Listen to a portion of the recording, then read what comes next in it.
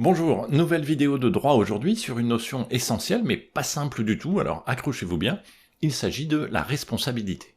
La responsabilité en droit signifie que si vous causez un préjudice à quelqu'un, vous pouvez être tenu responsable et obligé de réparer ce préjudice. Alors il y a un article ultra célèbre du Code civil, l'article 1240, qui résume un peu cette idée de responsabilité en disant « Tout fait quelconque de l'homme qui cause à autrui un dommage oblige celui par la faute duquel il est arrivé à le réparer ».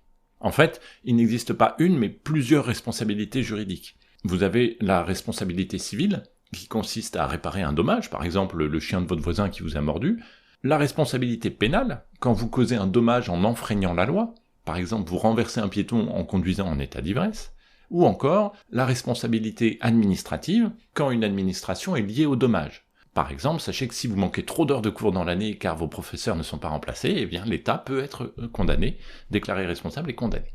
Ce qui va caractériser la responsabilité, c'est le fait qu'il y a un dommage, un fait générateur et un lien de causalité entre les deux. Par exemple, si vous glissez sur une peau de banane ou une flaque d'huile et que vous vous cassez le bras, le dommage, c'est votre blessure, le fait générateur, c'est la flaque, et le lien de causalité est évident, s'il n'y avait pas eu de flaque ou de peau de banane, eh bien vous n'auriez pas glissé et vous ne vous seriez pas blessé. Mais alors, qui est responsable? Parce que vous n'allez pas porter plainte contre la peau de banane. Pour mieux le comprendre, il va falloir rentrer un peu plus dans le détail. En effet, la responsabilité civile se divise elle-même en deux catégories. La responsabilité civile contractuelle, quand le dommage vient d'un contrat mal exécuté ou non exécuté, par exemple, je sais pas moi, le couvreur qui répare votre toit, mais qui oublie de remettre 2 ou 3 ardoises.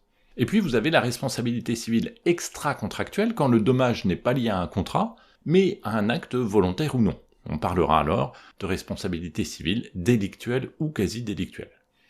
Petit exemple, si lors d'un désaccord avec un collègue de bureau vous poussez ses affaires violemment, faisant tomber son ordinateur par terre et le cassant, on considérera que ce sera plutôt de la responsabilité civile délictuelle. Mais si vous avez juste heurté le bureau sans le vouloir en faisant tomber l'ordinateur et le cassant, là on sera dans de la responsabilité civile quasi-délictuelle.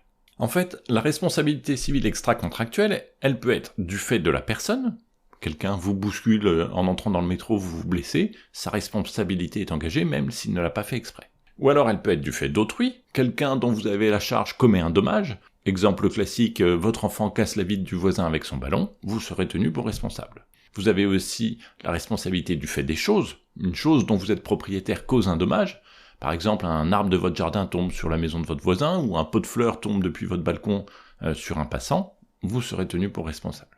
Et puis vous avez aussi la responsabilité du fait des animaux. Alors là on retrouve le chien de votre voisin qui vous a mordu, le chien en lui-même n'est pas responsable, je vous rappelle qu'il n'a pas de personnalité juridique, je vous renvoie à la vidéo précédente pour ça, mais du coup c'est votre voisin qui va l'être. Vous voyez donc que non seulement vous avez des relations de voisinage compliquées, mais en plus que ce régime des responsabilités est assez complexe. Et encore là, je vous ai épargné les régimes spéciaux de responsabilité, comme celui des accidents de circulation, des accidents du travail, des produits défectueux, ou encore du préjudice écologique.